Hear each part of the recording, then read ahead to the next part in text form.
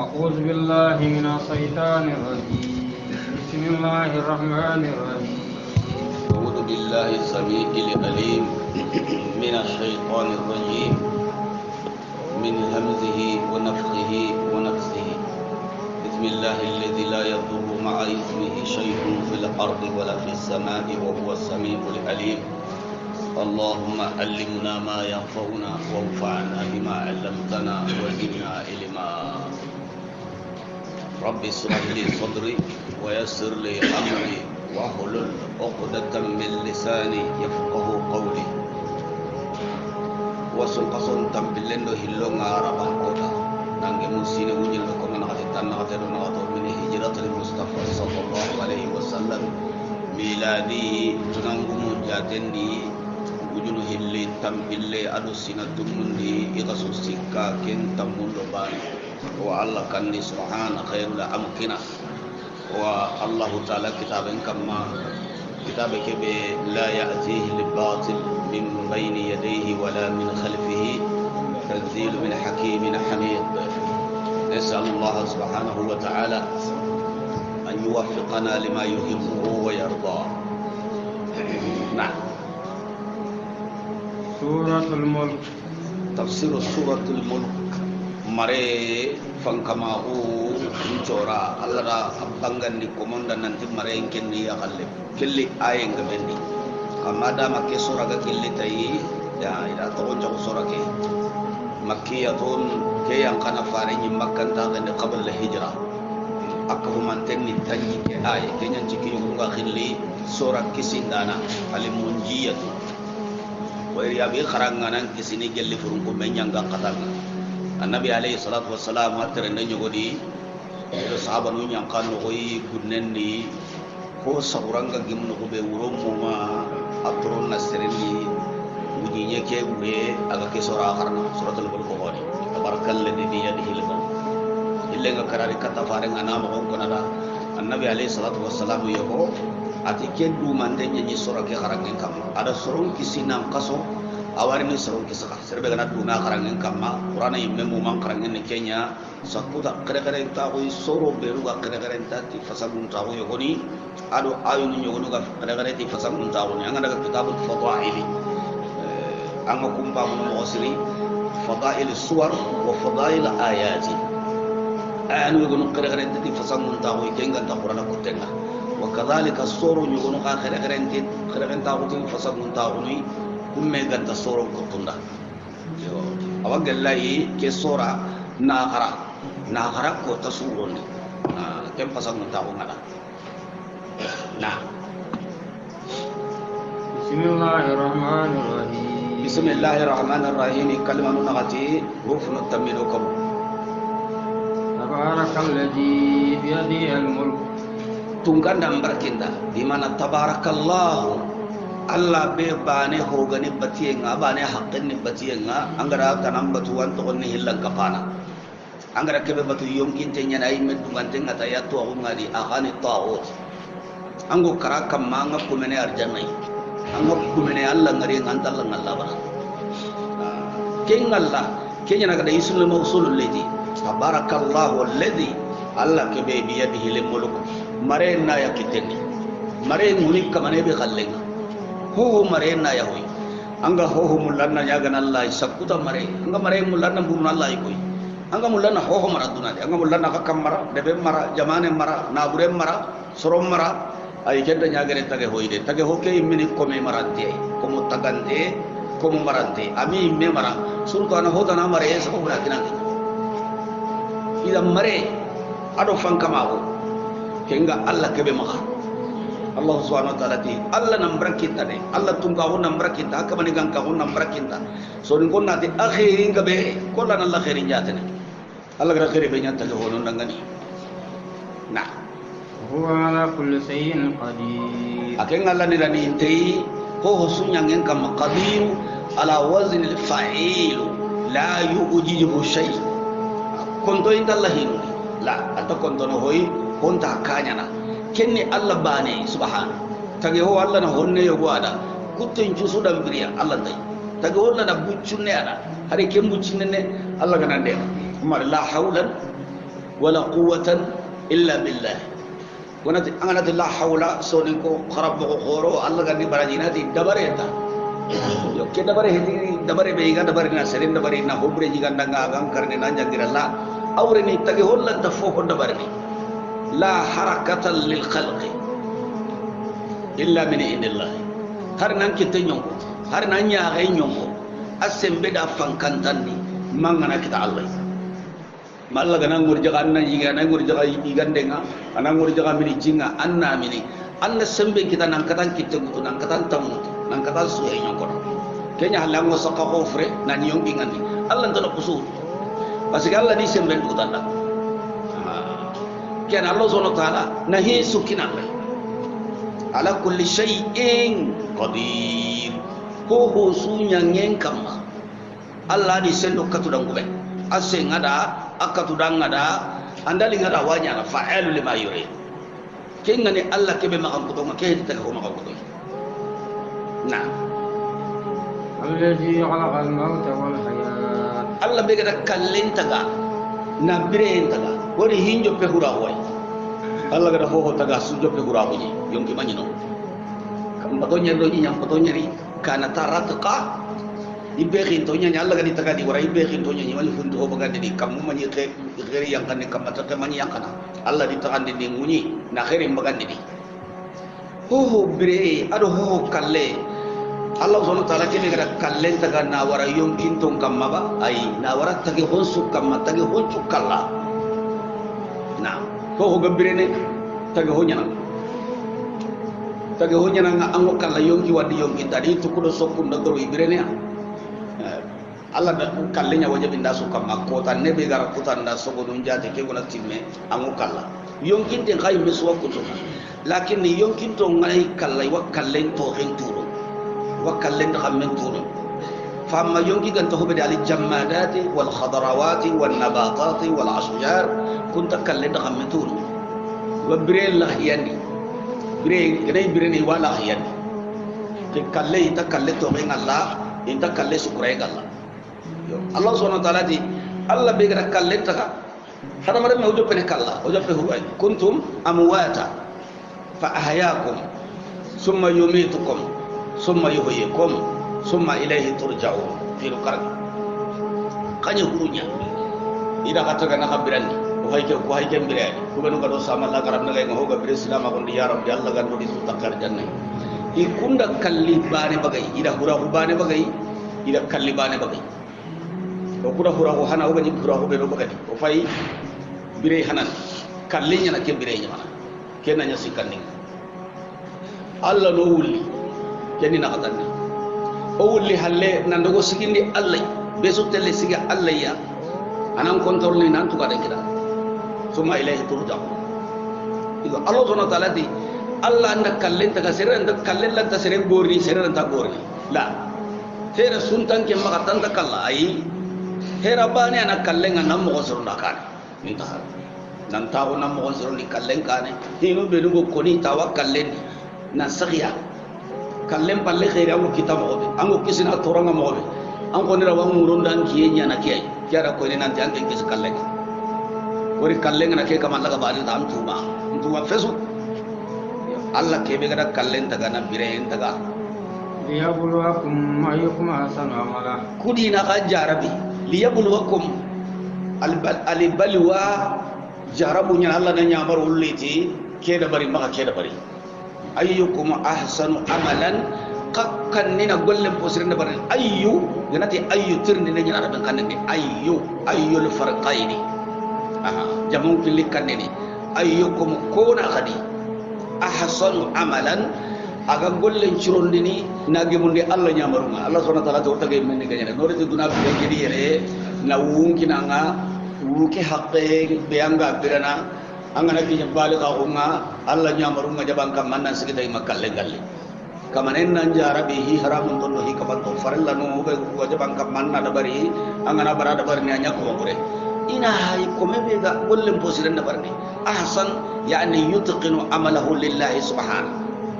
kudi na to kadi na ga jarabi na ga wure baga sere be ga gollem posiren da barni Allah dangani huwa al aziz Allah ni ninte akenya ni sendo katurangu me al azizu ali ni ninte ngori sembe na ya de al ghafur ay ni ghafarin dana gore nga jurubu ngo ko men ngana tu bakari kallen kane Allah nan tu bulla gana de nan jurubu ghafari الذي خلق سبع سماوات ina do tunga kebe agara kampoto nyeri taga tiba bipu kamum bi hitemba ime kamanyeru ai kampoto nyeri bani sunno ko khore kamu karagi sine terene ati en koto e kamu karagi sine terene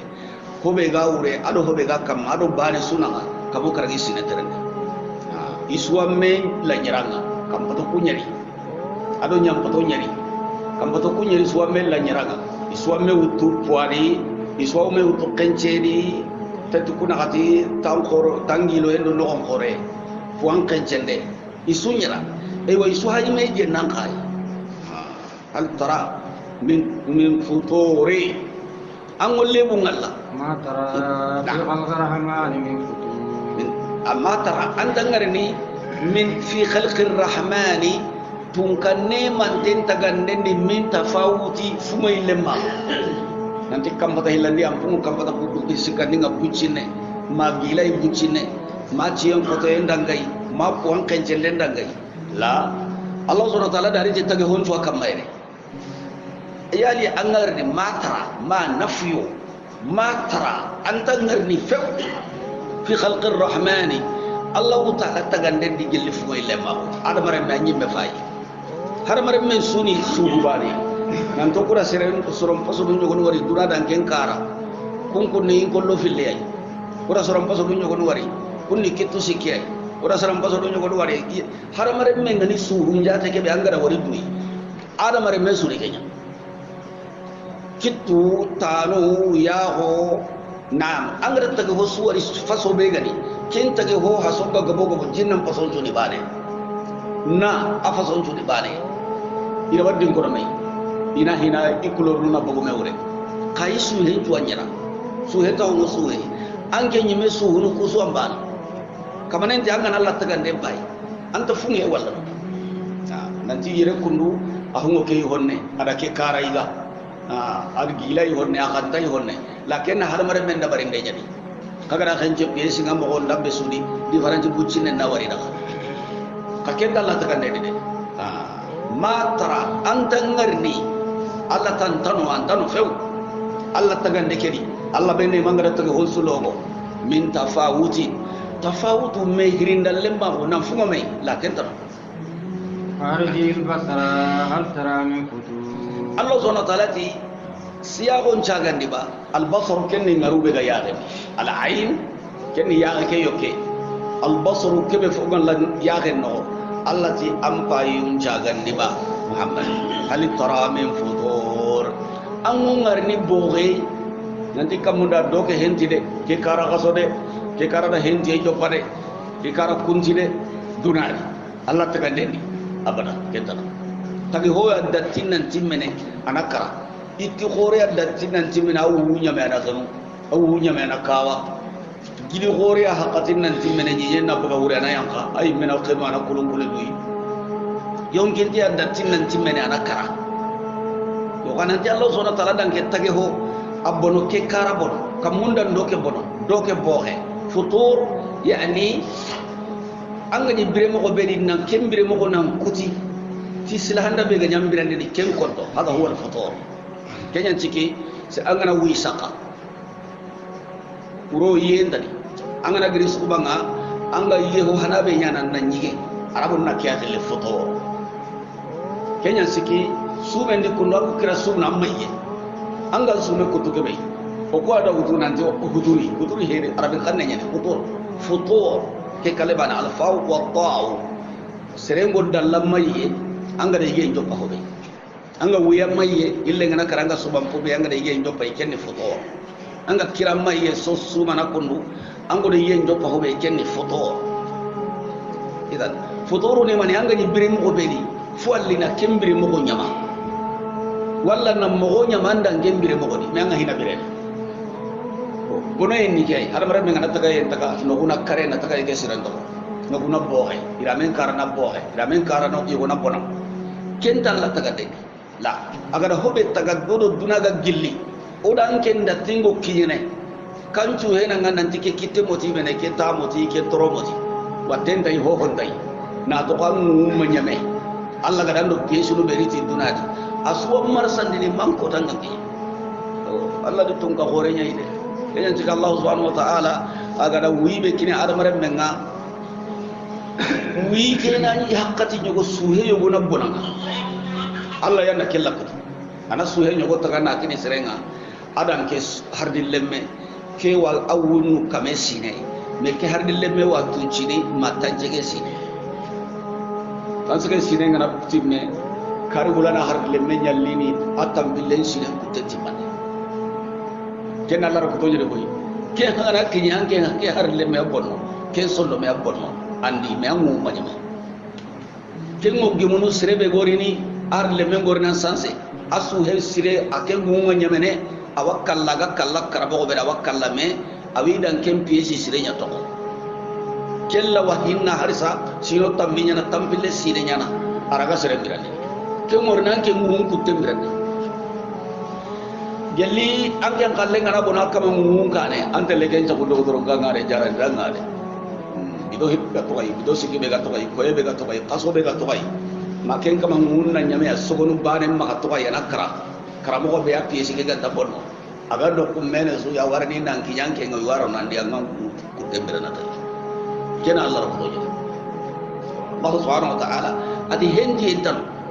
bo way ndano nan Allah taga pai ada ke taga defo pai ona ke defo re pare ona sirondi kenya halle bonno ke tano de tan nampa yum pai indi mo ko siri ampa kalen gollan nan nyaare pai ini hal tara min futuri an ngarni boge bunay Allah taga indi fal jawabuna kenta ngarni summa rajil basara karratain yanqalib ilayka al-basar qasiyan wa huwa hasir summa rajil basara sagan nang ngarunca gandi gellang ma hay de ngaran tambi ditan ma defo ranga mullana defo nyawra Allah taga indi ille fa indi ni yanqalibu ilayka al-basar ya go masagade kattaga khasi'a yani dhalilan hasiran khasiya ya go logote be gamulana defo nyamuru Allah taga dundi angona hayni nampai ni anga tambini hayde nga angaru ngasagene katanga allogonte yang kontonte haybe ngari wa huwa hasir na nyam kontonte qasi'a allogonte dhalilan saghira allogi makanten tampi hayde nganta lebu ngalla wa huwa adanya kama hasir akontonte ni jalli haybe ngalle ya Allah tagandendi nah walaqad jayyana as-samaa dunya bimasabiha Allah subhanahu wa ta'ala ti ora duna kammu ke yamba tilla sonu ki empire ni wa shamsa sirajan Allah da kirkiya ora ki nya lamba ki yamba ne wakubini akura ina ndangi tasui ille gara kare ki nga bugu na ki ke ura nya na ille karade ki yam kurai ke muno tinta kayedi ille nakana da bide kata bakaro makiyen yimme galli bugu kana qurayna aganda khairal la to inde hakati bana dum ko ya hon kane kenya le dum yo ho honda kiyena anke nya ga dum be nga hakati be miliari hada mare me ya ga ngai ken so la me so gono abul nya dum be sunde inma kiyen ngona yi khenne anda yi to ko khenne ndande khenne kin khannan di nelle ada ndai bakko da kimbakani soba la to ibureda ado gal la to guru khabanu belu godana kurun belu godana kundu mono ya ga kane magan tintoy nan tintoy dumbe na bage ne qur'an andai otto konne lenga kadi aga no firi na la to ibure sabuda khabanu belu godana idu mono ya ga gure kene Allah taga boji kenya al haqiqata hariba ne tan fuan dumburanya ga kane ana qur'anya ga kane bidalili ampulum bayina lambang na burle lamba ya ga dumbu nanya ga anda garu ganna kumma dumbu ngoli ne pucina na dika parce que pile burle presso sun ta ga quran kanga da pile kurum balla di ta quran dumbe ke be ganya di minna dumbe ni ida Allah subhanahu wa ta'ala ti ora dunaka muke yambati lambanu kiyenni lambanya kason tu hulle ne lambanya sanu ne lambanunya odo kuro dunaka muke de ka kunginya dungono walla dunaka mumure taagano kanda kay men mutu da kamum bay kamunna yambe kaya ngure وجعلناها رجوما للشياطين sanuku odinya bunundu hoy rajimu bununde rujuman odinya bunundu foy li shayatini shaytan da kalmatu shayatin shaytan ya sudi kahiri aljin silaminu ngiri kahir nungiri famma shaytan walla shayatin ken sudi kahiri wa hada bare manganati hada bare me silaminu do kafir nungari o hada bare mubbe nungani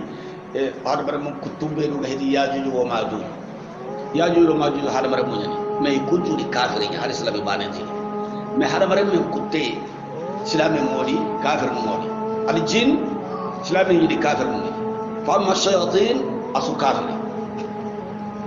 odo kunya bununda na ile shayatin shaytanu nyana ngani wori shaytanu annabi alayhi salatu wassalam aga yenkane shaytanu nya iga me jongini ina me jongi nan tahu be kanondi Allah do de bogu me wure ingilo yi qatto iselu qatu dawida kengan to ko adam re monuda igara gara terinke makka mundi fare nyanda sallallahu alaihi wasallam igara gara terinke nyamaru be gana wore kini malakiyanu ma sena jibril malla gana nyamaru be ko malakiyanu da suwa khitiniya Allah nyamaru kan ngana wari to mundi asuk khitiniya lew inda sede ina ti kakamanda maniko sena jibril ina ti ada to munya Allah gada hobe ko to muani wala seri jibril na Allah nyamaru kinya di kam malakiyan kunna kinya di kam pata hilandi malakiyan kunna kubure ran konda ma nyamaru ngalli kije dunada ki kam pata malakiyan mananti Allah da kinya nyamaru kini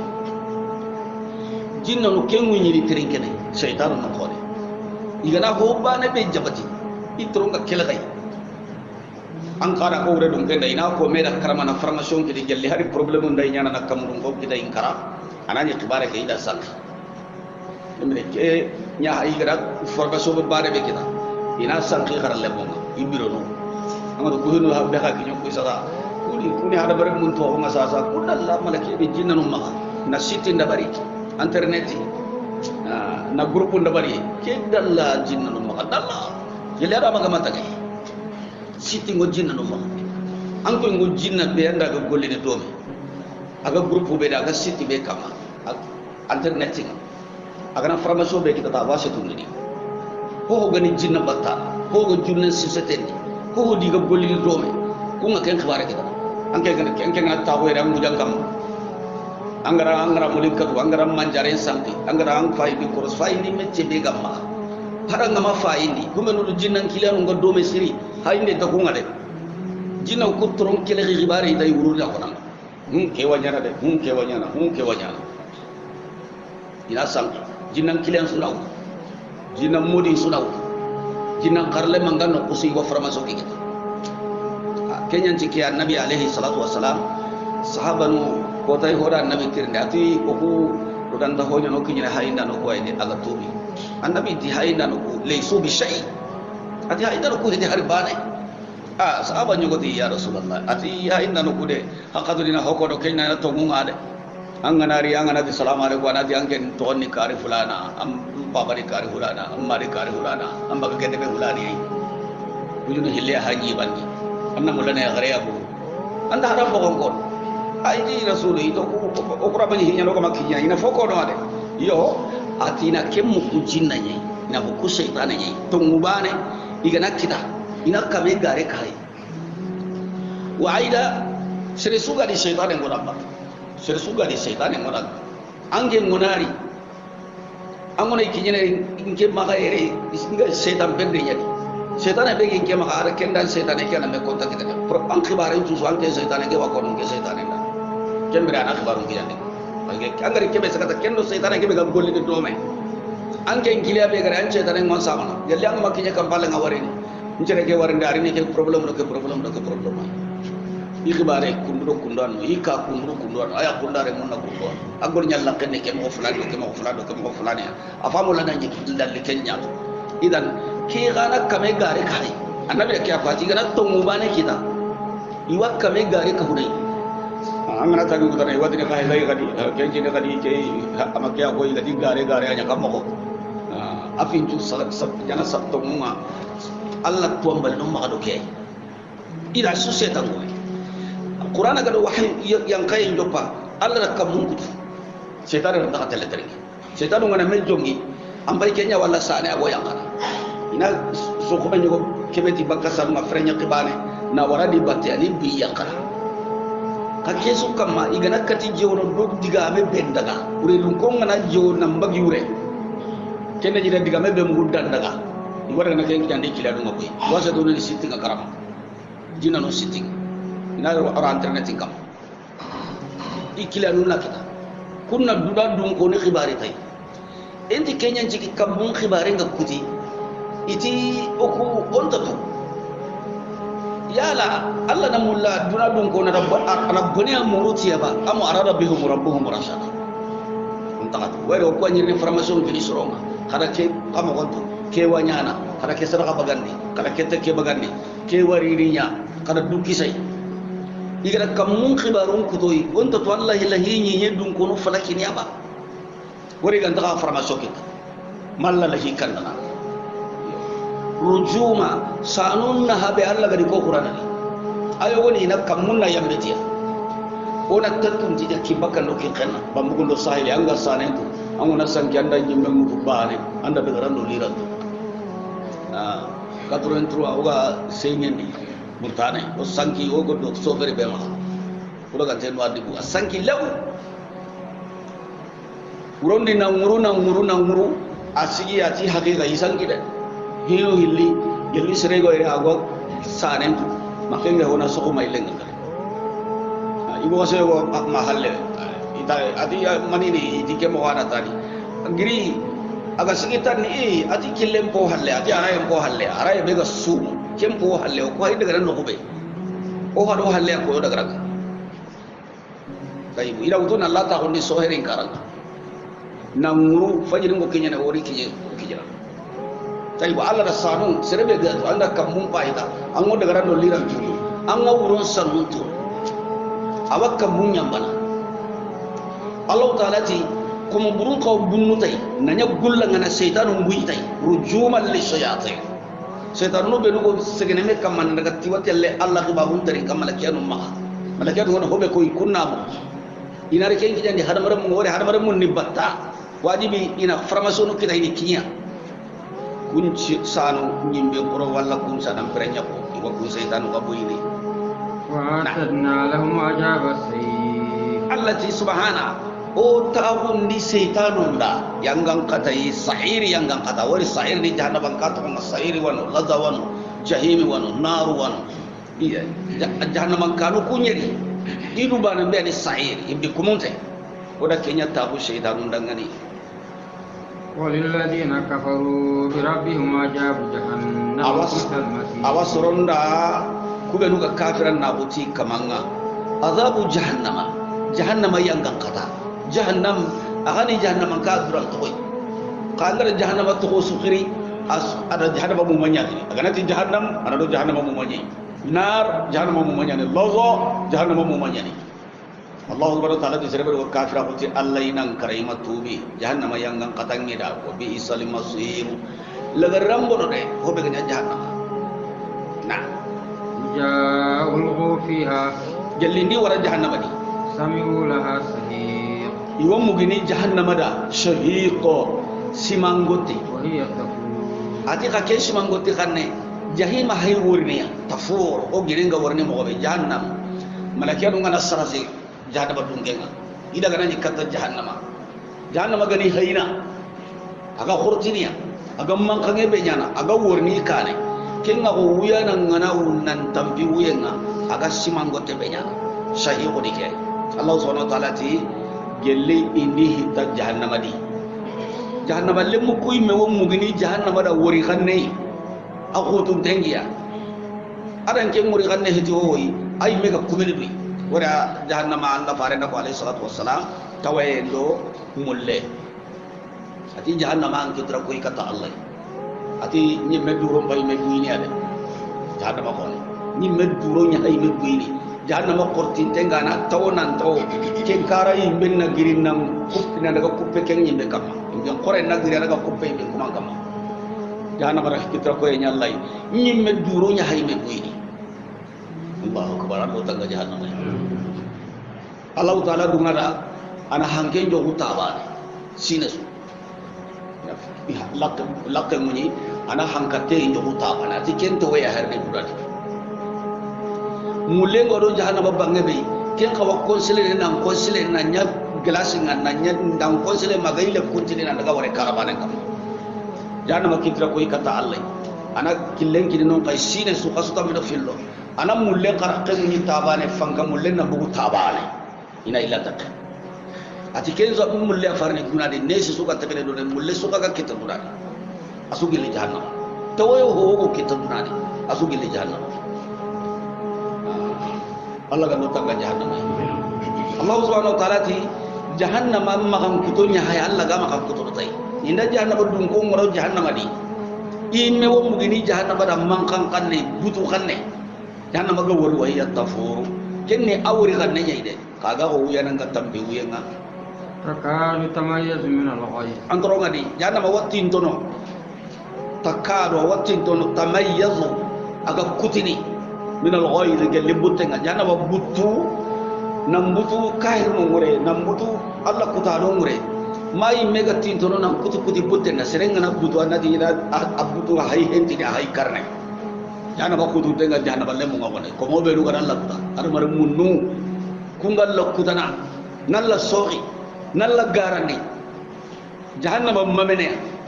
nam butu antino wan kariya nam kutu kutu nam petini wori nyamaru makina hanana jahannama balle mo kinai kullama ulqiya fiha fawju bire sui kana jama wara jahannama di salahum qajnatuha alam yatikum nadir jahannama qarulen tikkanan ni tirini maliki kurbi hobe ga siki jahannama rakenga malakiya ngona sarase Allah gara ko zar'uha sabuna zira'an malakiya untanyere sogonye ina ganda kahiri rai ana setan rai ana setan batana rai ana setan rai ana setan kile rai anda hobu tanyere ke sogonyen kencende ngana hobu jinna setan endo hada mare kutana malakiya ngana ke mutu ada datil jahannam ado jama sundari jahannam rakenga malikina qatirindi wori serenta ka bakin jahannam khibare muku anga yille nyaro golle ndaro sababunda barni mangari sigara kay wori sayna jibril Allah taala gada jahannam taka aga sayna jibril daga hay tahana aga da kiya ko kamanenda ati kamane ati serenta rogen ati kenne mane ati golle be ga sirenki nyana ke kai sere su takenda ban anta ko mesu kita garno ken wori hawdo sababun ke ngakko ni da su ke jahannam hobe go sirenki nyana no ati jibril sayna jibril kamanenda ati atta serenta paske serenta golle da barni anga to hobe wanki nyana jahannam anta janna adi daga aljanna hay agari adi kamane adi aswarno aljanna de koy sere sunta aljanna huduru ati ke ka kome sunta luppe nay abadan na khibari mu nema do khairi be gadi golle be gan kinyana aljanna annan konto kenya na manga kuma adi kamane anta ken kome kidan la kome sunta luppe na aljanna him balle ati sai na jibrura ille telli visite agada kana daji jahannama da yonkin limu nyorai ho gallingi yonkinda kenya sangal mun denai arani arjanna yonkin ganda hobe munda kemba ne ayori denai agara te kabane adi jahannama ba sirbe ga kisina Allah kisina bari na yonkin limu so amma yonkin limu so yang ta jahannama utun boy kebe gallinganda awago na kine na ige honta kidene sokken ta kidene adaga wore sokkin kayen kamma qoli qanne agana sokkin kay ke gana tunu sokki kera qole ngungenya qole da watin ya dan agana tunun nan tikini qole nga kenna jayra yonki lumo bana yorin tan jahannama onki ngadda hobe munda kya yorin tan nar janna ida Allah subhanahu wa ta'ala ti bire su inda jama fita ulqiya fiha fawjun inda jama fita jahannama no gondi sa'alahu qazanatuha jahannama qarulen tikitana maliki ana jahannama le mutirni ala mu ya'tikum nadhir kiti gongondana maragai malakian do grupu ganari tasu waqifuhum innahum mas'ulun ina di siginde de maliki na ti kiti farum makinya ka kuma tunadi na ke kama hon kuna kana golle be ga siren kinya na yere jikku be ga siren kinya na yere keti gongondano annabi nyimmundo faru maraka kuma ni kuna kada tunari seren ta wana ere khibare mu antarondi anga ille ni sigara kenga ko ka kum bakari bawo maliki da kiya ko sediya ni terinka قالوا بلى قد جاءنا نذير ya magare ndano de karahalle gare ke do na tirimba ken juno makayere to munka ango karaba de gare nya cikanya me jana balle mun nadi bala tomu farullo yade kadi ja'ana nadhirun gongo ndano lo yade idati maliki da gongo ndano liyade farullo yade annabi nyimmul liyade allah kitabul liyade ida ko wurondo kena fatam pancoda فكذبنا o garandi awti to moye ida ko ade ko ma sakaya de ken ko qiyaman to ko ngata hosor dar ba de so janna ba kanya fay ما نزل الله من شيء o ko gara hobe ko nida o ti allah ma hari bane yang kandi ke wodi gan ganon de ba ay o ko tawur bakay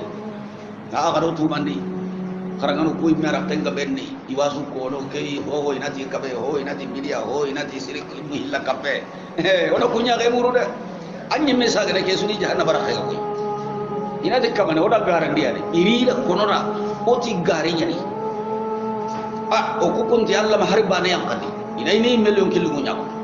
إن أنتم إلا في dolalin ضلال kabir kanta hodi masan kuy hore ko no ga nyaki jandi noy gongo ndano kudo nyamari ndano do kabandano oda ko ni da nanti na sanko nyani sanko ta ko be hore ngani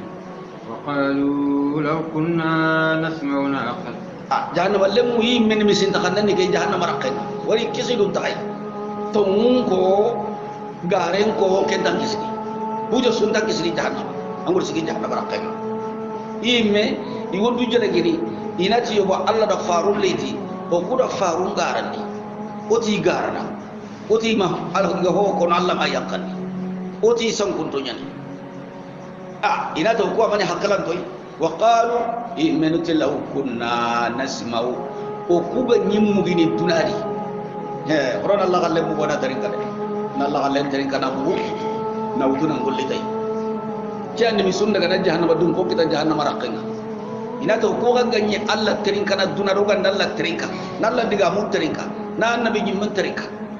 aw na aqal wallo tarinke o wara nyimme rakara anda tarinka anda mu kamma ya haklan tay na wutu ko re burno dal ko de burno dal bire mo ko be do Allah galle ngata gen aw na aqal wallo ko ganye ba haklane kilo sire ganyoyi ما كنا في أصحاب السعير ومن ينا سيري دون كونوني ومن يكايدي جان مدون كونغاني إذا حقله كم بنون تنادي هنا جماعة جهنم ما نقول لكم من يالله غالي تريكنا قصي سوغيا نا قرآن تريكا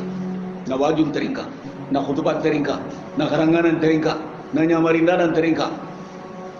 partibaan yang kosen ni Kenya Allah kira ngami cikin terinka gara kore Amerika itu kundua Indonesia itu kundua kalenda ko ko ko farmasi itu kundua kenti tu bak kala kalle Allah ta terinka jama gore ni ke jama gore ga immira garade inya terinka na de ina Allah kalle terinka na ko munafiq dum nya terinka na mo imenu na karanga na fam ka hakale sirema kitida igadi so mukudi jikunu ni bire mo be wari nan tin tagemme iya kale makine ina bando ne imbarai intubi donc ko ni hakala ko kesu ko humante imenu tele kesu ko jahannam rabbeka la hukunna nasma'u o ko ganyi mugini ko mu'minu ngara mu mo be aw na aqal wallo ganyi hakale de ko mu'minu ngara hakale kita mo be gahi ngo ka manyer ni jahima dum ko ni dire فاعترفوا بذنبهم Allah ti khire itraf nan sigay fuqaha ngana senanda Allah syari'an nan murang kamma fayyan syari'an nan murang kamma nan kitten kutu manje ni anya gi nan kari amma ya gi nan katu an kada finni nan katu syari'an ga wurnan kamma no kusu aho hana ananni al itraf anyi mana sigay Allah faran pakati alayhi salatu wassalam sahaba ho syari'an ga raga di melon cikai mo bana honne kanya ho go jeni faren pakati ngai gadariti na jeni en sere amuru na kama asui mi cikai seda kompite mo meni ngana honya mi ganda seda no muru an gajalle mando sere na gaja ani mo on ko anna kute na garon curiti maseda no nyagan dia yang gar na kada ko kondo an kute ata kenya Allah nyinge jona nyake mo wai la mo meni ko numni haya su munafiq faren pakati sere be go jeni igara jeni en sere an sigindi kamma mi sigindi ni gulla ni kari asui merli ni sigai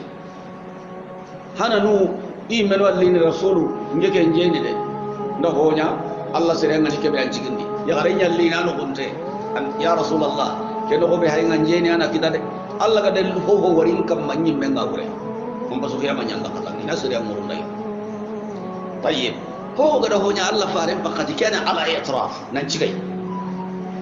hari ya garebe ado kine ke gol nyangana nga jeni na du kina e kuli na tuka de bononi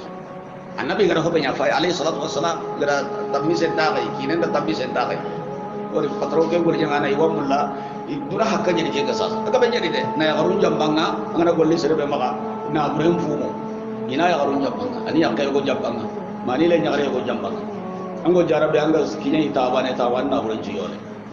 mangke nasi makuni tekini kurumbo nya isasa kenya ke lifare bakati alayhi salatu wassalam makambane ke ado patro ke akene dukine arako kinenda habe makambane pa bakari alle brebe ga golli ni maka asgiyedi di nyakke mbatti awasasa ke ona kari manna kameta misutwa atuga dem bono bane na nyille kameta misata unai ahabada kameta misutwa fare ngapirene alayhi salatu wassalam soronti haben dengan itu yang jore angken kuna Kenya faring ngabirene amma kijai atini karun dia bene tin daga faring ni remege karne itila daga nabi sallallahu alaihi wasallam nabi sakata da mokon korana annabi ti alayhi salatu wassalam ati kamenta misen jagenanga miyatu saatin mardudun alayk naburen daga ne jeni edi de angato way gane re korko kono gollu kum poriti tamenga de an ina jeni dalle nyakare ampo ya garebe gan kitte sirena jeni dai aga anano hollai kakunna qalsin tawo kega kana ken qalsiga he riya mamburene de ke qalsiga ye kanne be kamma anna ke kona khiya bande Allah ma qalsi tawo jeni kide abana gode baane kamare ma ko do jeni kide ke be ga jeni yakin tambalin gani aga siga i ho hanan ni Kenya na katu kame jani korena ko me gani na katu tankara ga jani hore ngana ga yagi nakari sere maka ngari ya ga abada ga bilna kan ita gode ho ho makuni kawarna singel ni ata ana yaginia anyara kundua kaya igon joro kaya nego senede do ya gare joro nga kakumbe ho igondo ho ya gare ga jeni kaku jigo ani sironya ni sere buru kaya nego sene igana million ko kaya nego sene di bat kite nanya kankam kenna nyame gode banen da yigati yomal qiyama sankane ulli gondo ulli gare sakke ngana nyi bugu anke ulli gondo ulli awrunda meñi beddendi ko woni wulu lemu naam ulli gare ngume segenda gume titiri ananda tangum momen ta gorendi na lemme amma gumuro nduru nyana nge maka gorendi te segenda na lemme amma gorendi na gare ngumu nyoni jena na ya gare lemme be sara ya woni na jeni esriya ke kundo annabiti igala kamenta mise beraga na kenja gane da kamenta mise jagane adalle benne yakin tambalinya katinya kameja ta ha anasu ada drapo setina kine anasu atille kare daga ya gare kes kata mikal kaga daga na ya gare tetire ne bane ando magamba ne ke jeni ma ayu menda siga yana kare ta saba tanada ariti hadisenga atilo ana suge mujjaman ngada batte drapo siti tengama farenga siti lakine iti ma menna ati farendi warakata ke yagare fulani inda ga tirindi ke magamba ne gani golina maga ijeni ba ana sugara gara tirindi anya kam wati wati do lebne ke jeni yade e wayda kari intaha al i'tiraf alla na kiyamul laduna yade angana hobenya anna sigay angada Allah puta anna sigay anna tubi kata Allah tubu nyana bala le ihtirami serenga tubi bane kenda ko yanci kan Allah kutai annabi dari hadis sahih an-nadamu at-tauba angol nimisi golle ndimbane ta an tubiya kenya ne tubu sabti ida Allah subhanahu wa ta'ala qad jahannama dum konte le kenji kutu jahannama ra kajanga du wada kada mu'mina hunji ku gabe mutu jahannama tan hene hana na to mungo nan sabari idi mu'minu ni sabari ne adura ina sabari jahannama yanga patani nan ku wujune sire begi bini ti kunga munyun cerana dunadi wari mu'minin tora be gani kam dunadi yi munyiniya donc ko yam munyi jahannaba malla na hinne wujure sini ta ho ko no be gibi ndo ko zoro kenji ko no dunadi yere na dinan to he munyi na to munyi ko gana batanda munyi alla nan to ina wujune sini yalla gara gasana ti mu'minin dunadi ya nyanda ko to di wala gara gasana katallai kamanen ti ko tane ida kem balle ni nari malikiya alla nya gona Allah subhanahu wa ta'ala di fa'atrafu bi dhanbihim ikhirati junubunga isigai nantire junubunya na Allah kute yedo jahannam ro hengang kawa ananya Allah rasya muriya dunan di madungai fasuqa li ashabi sayyid suqa ni halakinya halakiye be ganin nanti la to e fasuqa annabi alayhi salatu wassalam ati yawm al-qiyamah ido jama gore warini imma to ni garna kusama al-hawl faren kare Allah gando minin dai angana minai arsala kumenda ko gela gaji sene tauhidin kamma ta kunta Allah gada para angar janna kustendi ketan na jimmi ne ata ampai boso menni kokka fanta ati kide da kunya ni ba la na minali ngadi arjanna dunki anna arjanna mini hom minne ali ngadi anda minanga giringo tiba na nyame tanjin tadi soben tadi hohon tadi dakun takal laga nangara kenji mini tabane dakun takal laga nangara duna kendi aga sabati sirebe da mini yagari mbane hadam binni yagari umma aymana annabi alayhi salatu wassalam akumo yagari ki afa bako yagari wara abdullah aga fadir ko yagari mbane to umma aymana sirebe no gada annabi sugunde adat alle min aga fatuga ama gada teri awakka hide umma aymana khillima ay hijriya nga nambugo makka nalli madina kamona katiro kilometri yare keda teritanya miskine ken dure awu indagare kembre umu ay managa hijira nyana umu atanyere kama watanyere sine kama ko wari anna zata laga nabi hijira nganya nabi na tankara gado kawsike fare alayhi salatu wasalam awu umu tankara gado kawsike gele makka na madina fayi ke ummu aymana annabi da sugundiya intaha ummu aymana da annabi sugundiya ida hijri angonya na ummu ayman awu kata kanyere sire mahona sakam kara teritanya asla handanya me jinya me kabu kuda kata kilometri senyen diketa asahuna kallen dugaran ta hari tamu tabane utuna daga kane akhiruna jam baik ada hingo ya allah ara koro nyangiri kampundi kamputo nyari di aljanna jinna liar ge bundara kengan nam minina ko maga kala da kumaraga ummu ayman maga kalla daku maraga faren pata kane alayhi salatu wassalam Abu Bakar fata kane afatu Umar ke jadi radhiyallahu anha an munamini al-kausar ji dakun ta kalla gana abadan amminni aketa ke sahaba ya gare ke hadam binni ya gare ani minni abirendi ta gana la hijim mi tanami minan tidakun dillaga maga kalla ke manya ida Allah subhanahu wa ta'ala ti fasuqa li ashabi as-sa'iri annabi alayhi salatu wassalam ati qiyamah jamayo go warini salliji mbattengiya wari ya nabi ni matono to yawmal qiyamah way salliji kebe wuttu anga do salla usu yang kadi salliji nganyaro an kittu kati sagajan tombo anta anu nalla wara salliji luma kumina yawmal qiyamah o tuiri na to awhaba adama na wara dunasere lagaru ko ko nabi matono tuiri di salliji kiya awo sincero aya on kullonni atanu na kadi kullonni aganda sangini si jamande mo kaido jamayo go warini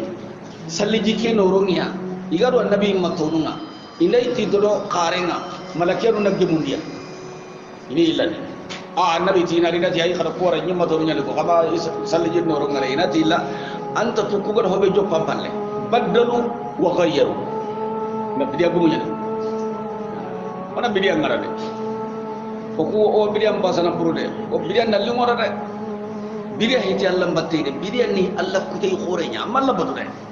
salli mo bidiya ngadi sumu mo bidiya ngadi duwa mo bidiya ngadi qur'ana karam mo bidiya ngani ampa ina Allah kuta anta ina Allah badu de apada inna ina Allah kuta Allah de bidiya mpara mo tejini bidiya haram ko haram mo tejidi hosile koy anta takanene nanti bidiya tu sayya bidiya tu hasana ke gani garenya bidiya mpara mo tejini bidiya gume anga kubene aljanna anga karakam idi ndayrini malakiya nun ni sagari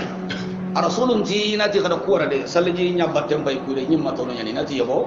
ka ku gara fabrication be ron dam pallanta tude baddalu kuda silama hum parago fotanai wa ghayyaru idan ki annabi sunna suilla nani li mundu fa bankillun do yidi sen killun na fotana wara battendi ange ngollu dan ci kombe annabi tina ke digame akono de nati fasuhoqa kadin daga kadin lado bakenga jikenga annabi be kam yang kanjon nana anda kanjon nen kan joppa kada sallijin tagu mancengaraga ida kuru hilli koni Allah ko Qur'an no gondi fare daga tagu mancabane ko hadise nga kenya yi sallana buru munafiqino isuli no rongilya kay ganay kidene al hawdu modil hawdu dar janna gon dal janna sallaji malaka do ngabje meni hillani ni kopana ndagi ka kafir ko ngakata jahannam Allah ko Qur'an no gondi inde gillidi no rongilya yirdo do no ino nakuti inati mu'minin duruna naqtabis min nurikum kadon dugu onal ollam badol legende kanoro ya kenni gara munafiq ko be dabari dunari nangolliti garenga na islam ko to sokot Allah kani girindi kayni islam no ngafim bana yirdo do no ino islam no hadami ila baruna nya halaki kayni kafira ko be gara fugondi Allah subhanahu wa ta'ala ti iha ghire ti junubunya ide jahannama dun kom paka sigai Allah jondi jahannama raqenga ki kunya kafir farul li aydi kutai di garani ibarat to musi haqqale ganyirai me ga ganya Allah terin kana nadi ga mutu into ko hije hima dun konga Allah ti fasuhu ko halakiyenga la to walla ne manga li ashabi sa'ir dun kono dangani إن الذين يخشون ربهم بالغيب سرنو بنو يقول كان الله يتحقنا لهم مغفرة وأجر كبير yang baik ngakunda Allah wayang bani maka tuga de goreng ida kelling Allah de komen ngana ni khiden di sireya khentanga anga tunga ni sire sundan tono andan dina anga urum biten di sire ya khentanga andan dina na lob biten di andamo andan lob digan di andamo andan daga tuga ngandal ya ling Allah da koy komen ga hukkendi no hube sire ya khentanga sire intantu anna ho haramun den to parce que anga fi ki Allah ya gina ay bati yenga nari anna dabari ko anga dabari ni soro nyaaka ngamo cellinga Allah da subhanahu ko menna Allah batuna nyada ko menna dutanga Allah hikabantonda hi haramun tonga hari sere ya gantanga hari sere ganto kenya na ko ni dam kana kun kamma nanti anke ngatu nanti Allah ya gina anta abudallah ka annaka tarahu fa in lam takun tarahu fa innahu yaraka nalla batu ko anya ngallai ana quran dan ya ga dalla ke nga Allah goni ya ga ke sabudati innal ladhina yakhshawna rabbahum bil ghaibi serebe non dai hukende iga tatta ke hoya ai ki wakkan Allah walla hosen to kono Allah ji ke Allah yang bana kundang ngani ada yonki lu ngani ro hobedi inda futu ni da hobenya mungu en ngane ho kita ndia fobe setan ndi progoto ni ro hobedi iki Allah wa khafare nya dida Allah ga nyampan do ma nah وأجر كبير تقالين قهوة غورين إذا كنا الجنة نعم وأسروا قولكم وجهروا به الله سبحانه وتعالى kada kadiga mungunda magana mbangeti ya kurain kama innahu waliyun bidati sudur Allah tuanang korenya ni tigiji mundung kenga Allah subhanahu wa ta'ala galinga kada sahungunda agalinga kada bangani yo ma yalfizu min qawli illa ladayhi raqibun atid anne non koni go wur hobe kama agalinganda bange setai agalinganda ko gundondi amullin ko sere torondi an kan nenya kandi kada gunda mo be galinga kada Allah subhanahu wa ta'ala di to ngani hobe go gijimeni de san sondo mengo do nganne be to kada decision be wutu haranu ne masale dai Allah ti woto kemre hosire nganne hosire wakile hosire ngan deside ti hosire ngan haranga ma golle Allah na sahanda baraje man hamma Allah rakiya ko mani hamma al ihtimam kenne annan so nganne mutan condo mendi an kilenda pakalenda wari ngamulana Kenya na kundo ndam pakale kena masala nene mako ho sire nyaga ne haram golle ngama kinye kabanenda sahawa baraje ngona wa asirru qawlakum kada ka sohongunda ba ma kana bange tay Allah di gijim mun tuwananya de gijim mun jati fobe ga gijim mun kuno ko sondo menyani nga nebe ga sondo men no wakile be ga sondo men no afasire da fobre kamanen ti watu na angana ni sirengu inan tugai haranga magol angana ni burengu haranga maka agolli kadinan tukana asirenya Allah ni tuga sirenya koy anga kile ko sirenga amma ka golli kamanen asanda baraji ango kile hiburenga kamma ka golli amma ka nya Allah na sanda baraji wori kebe ka giji munde Allah wonon to da wonon kala ide ألا يعلم من خلق ألا نعم بمعنى نعم ألا بمعنى نعم ألا تمو نعم هو بيقول لي كتومي كاميرا ناري كده فيلم دارونا يعلم من الله وتويني خلق يعني خلق الخلائق الله كبي قد تغو سوتتا كين الله وتويني كوي أو هو وتويني هونتا دا غني هونتا دا سانكوني هم بينو غدنيا ni kawma mai na alake harafe kelo film mudaru ke kawma mai kembere alake na nyatirinde den ala ya alam man ke ya ne Allah ya la Allah anta tuini ba ya la Allah hidi tuana ngaba kan Allah khalaqal khalaiq Allah ke be ga tagi hontu so taga kedi ken Allah anta tagi hongun don di bangra hindu awi kana di halla hindu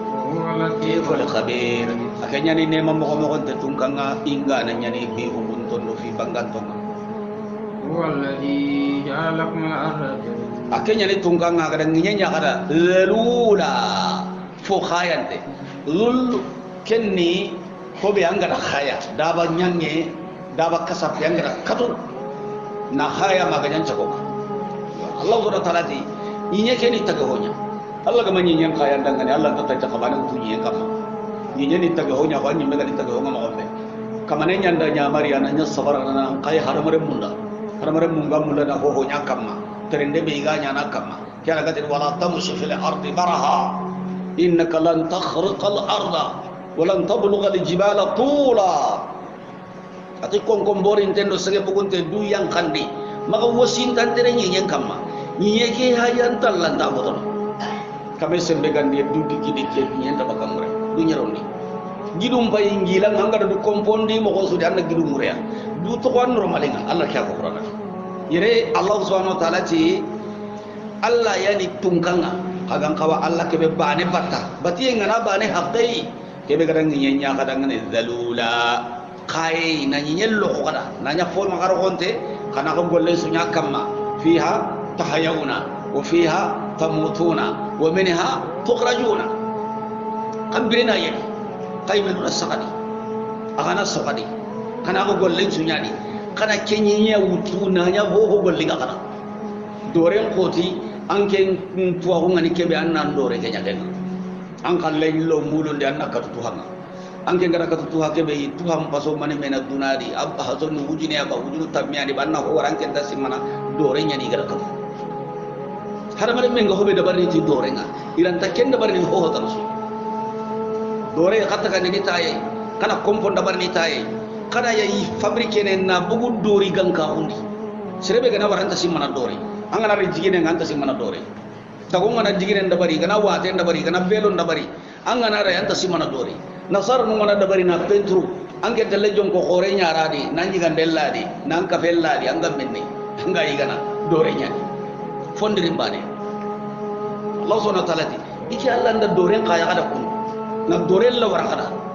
har bare mun nyaga ti wanda bari ni mo gondam be sidu to kitani famsu bi manaqiha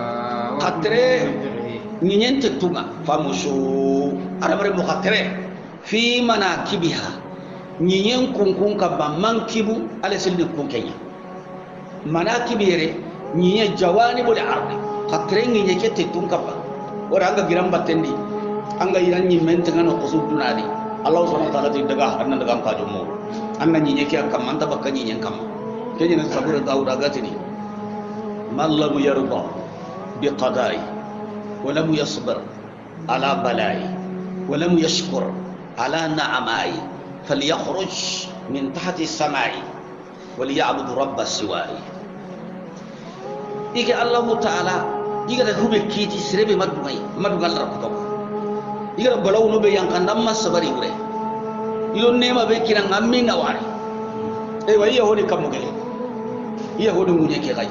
bugu nyi ke kama annam magi kamuge ure gelli Allah be tanagamma annaru ke ngalla nyam koten kamma annar ga ke ngalla kamure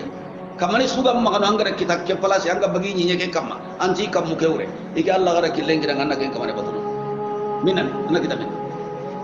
na bagu nyi nyen kamma Allah nyi nyen kam anna bagu Allah kamure angara no gube kita kamane be hogani no kamane ta anna batu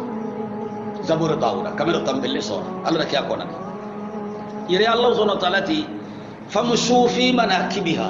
qatrin nyenti tunga qatri kana ka hatunu muru halalen kama Allah bajen na magtana wa kulu min rizqihi kanyi ge Allah wori jagenga qatrin nyeke agen kama Allah wori gar wori jage be denga kada halalan tayyiba ho angara kita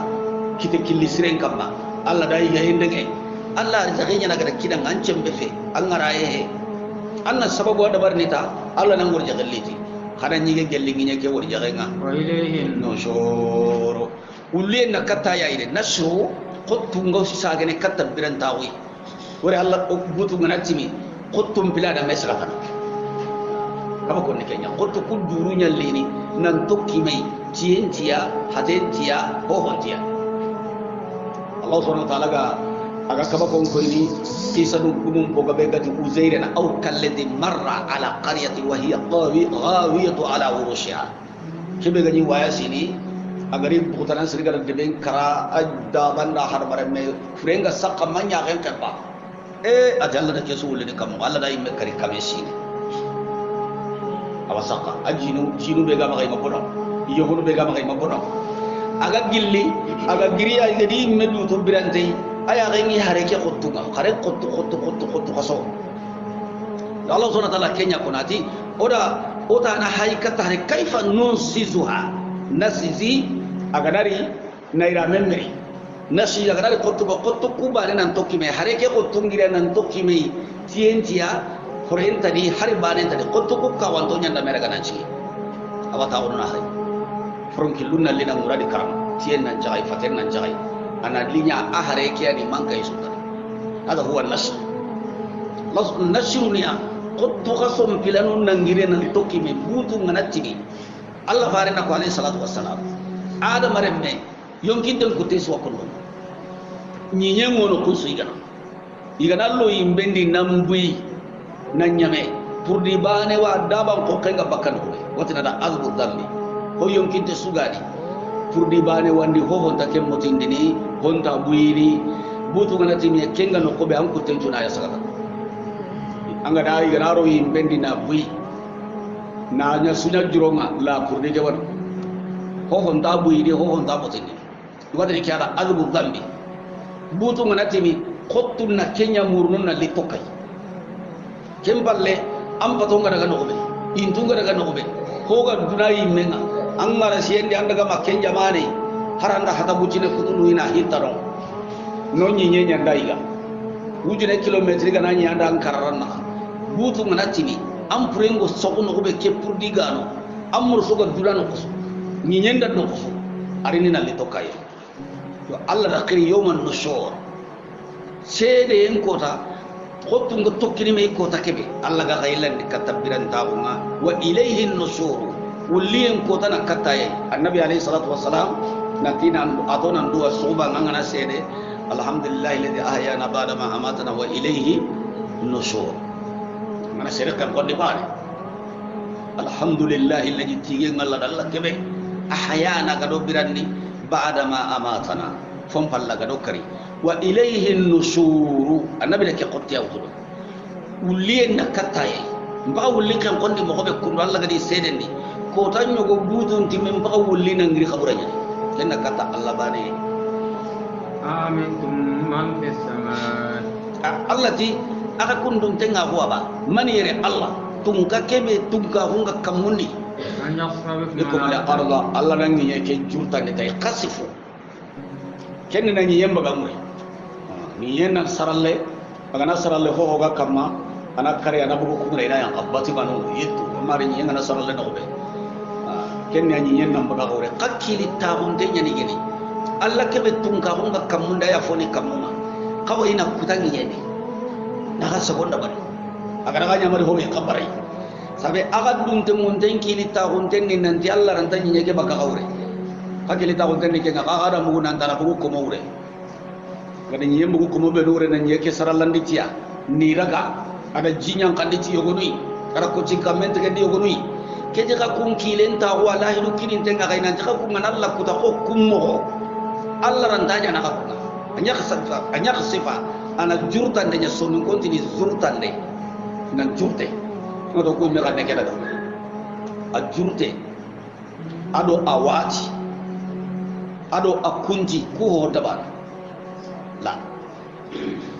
gedati gedel jurte ni nyen jurte kenya no kube kama to ho wono katatu me wono gumba wono kata hote kunduta na ko sabaga awre keni jurte tayyib awati kenne kumenya walla gedenya ne masutura nyani akaraba ne nyogo anagiri nan wati ajenna kay me andagili kamunde le jenna kay me ana wati nal jinna jinya ganari kenni wati yenya andagiri te kambunga na nyere kenni kunti yenya ida zurta e kenni na nyemba ga hawre kenni ga kilita wonten Allah na kusan yeke baga hawre yenna saralle tabane kaga na yatuno kada hakka wondo ka taga wondo ka korentu su yanga jinya kenni ga kilita wonten ne kenni an ganyi ni kembere tamuru fa idahiya an wo daga dan munyenyi tamuru maura aga yorini woni yenyi ni mununu yawmal qiyamah Allah gana kiti duna karenga nyampato kunyiri gana juri na nyako benga ko man kulle ana fangem magada ga tilme yani maura yawma tamuru samau maura wa tasiru jibalu sayra na Allah subhanahu wa ta'ala fa idha hiya ki muannas ana dong nyeke angong nyenye ne ken ko tamuru aga yorini ajurama aga fangem ko sangana tay amma mintum man fis samai maka kundun tenga ko tungkabe tungka wonga kamundi anyur sira alaikum hasiba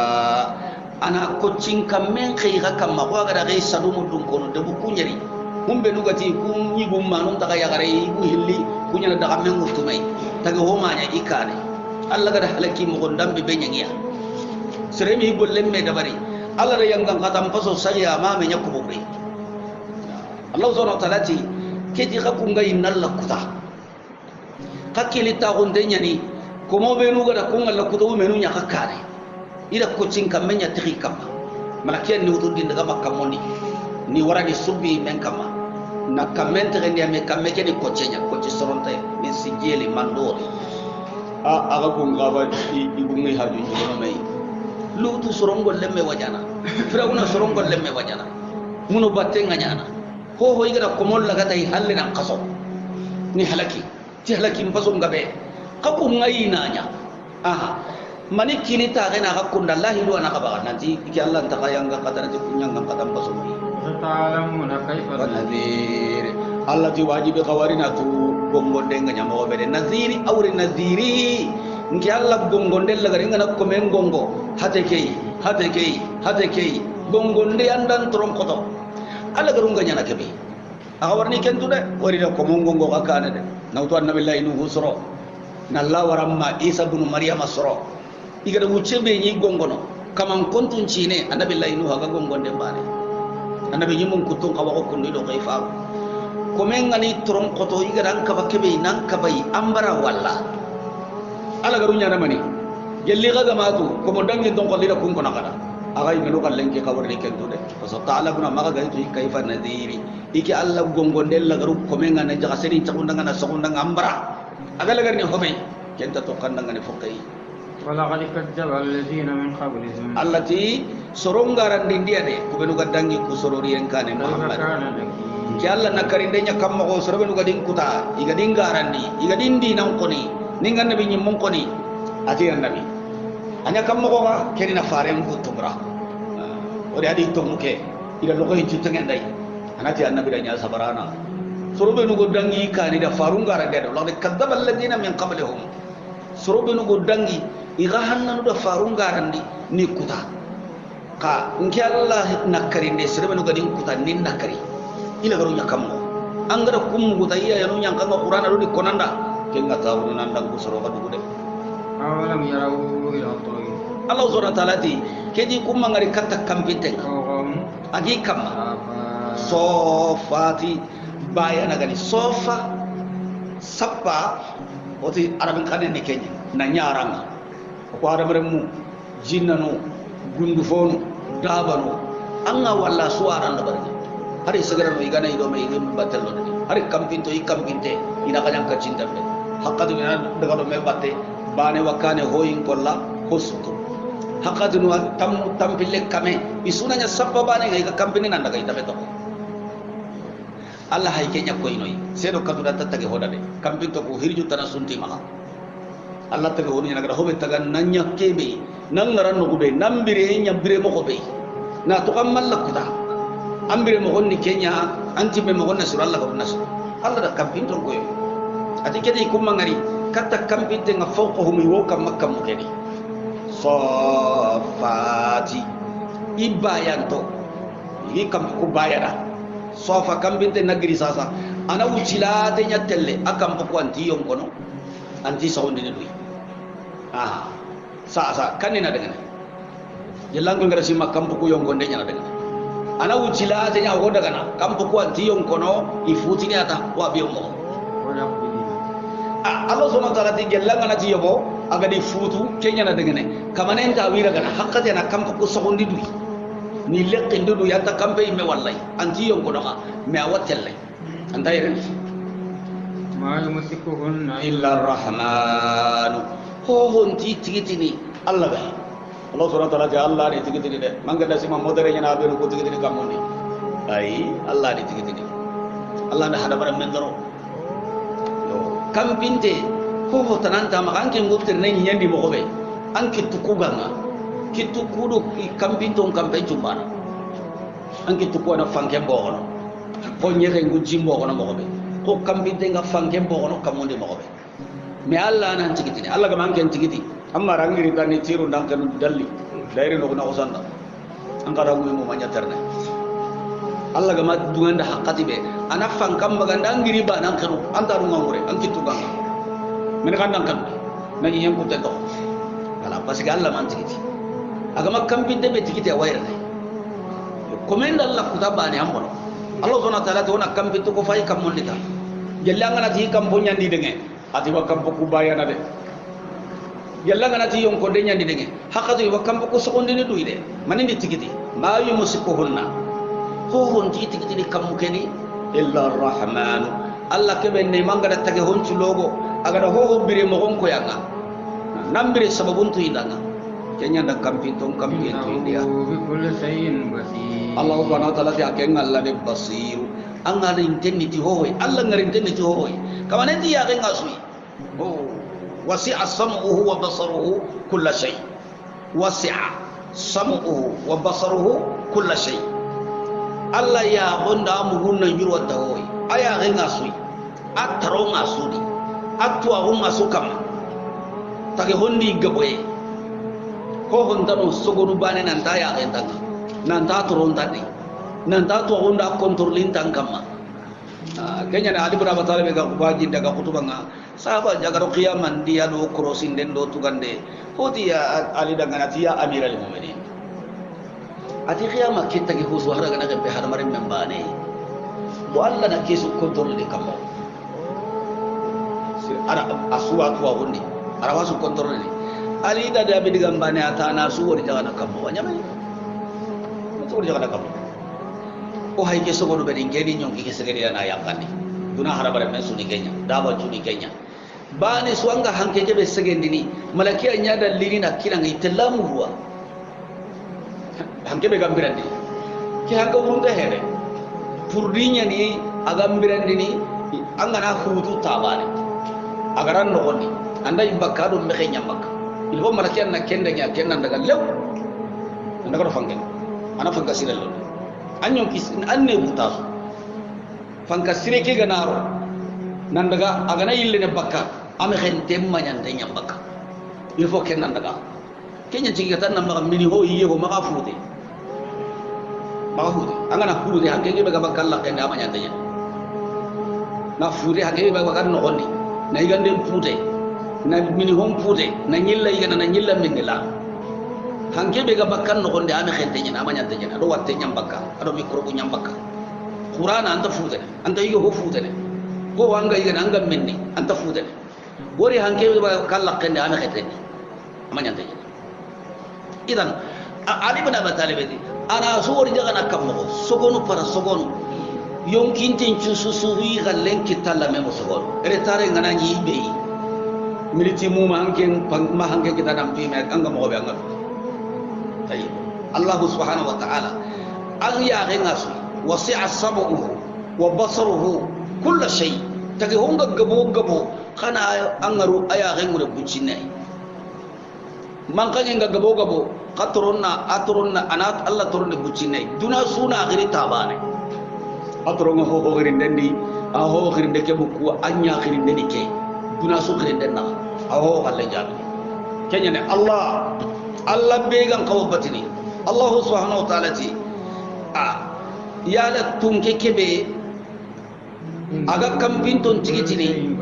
ma yumsikuna illa arrahman innahu allah bi kulli shay'in basir bucine ho allah ngarinde ngadai na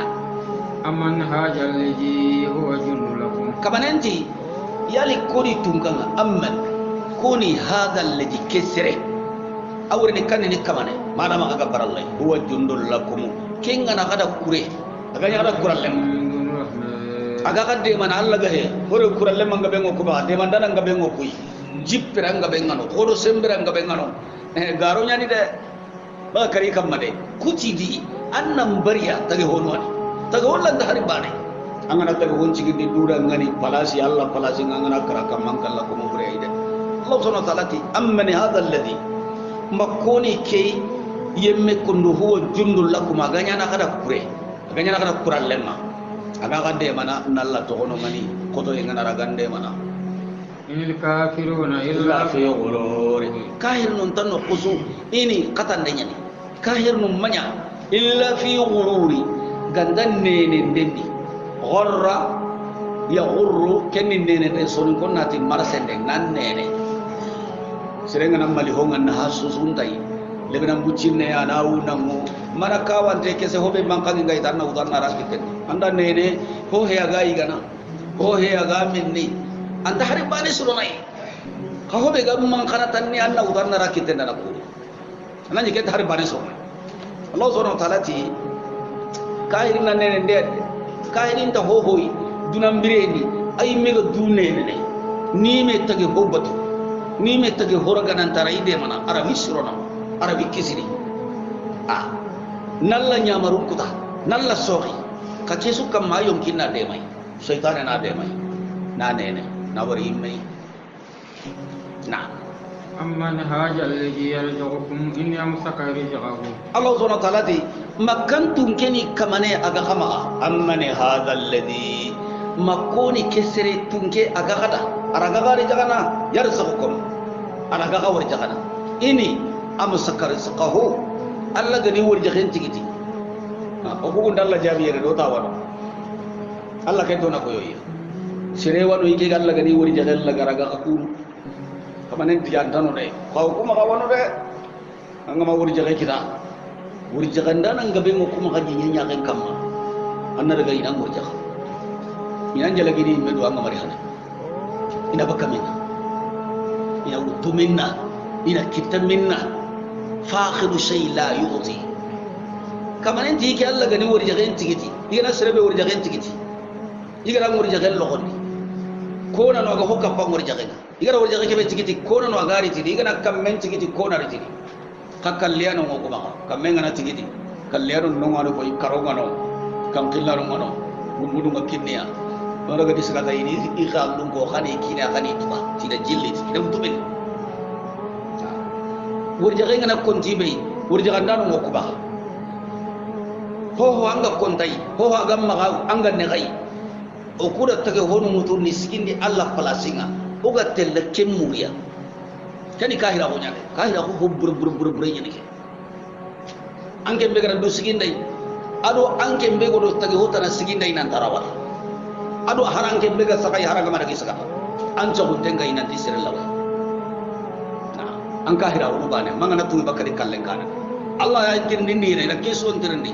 ko na no kamaga araga ka wari jaga dai ki Allah ga ne wari jaga tigiti antano bal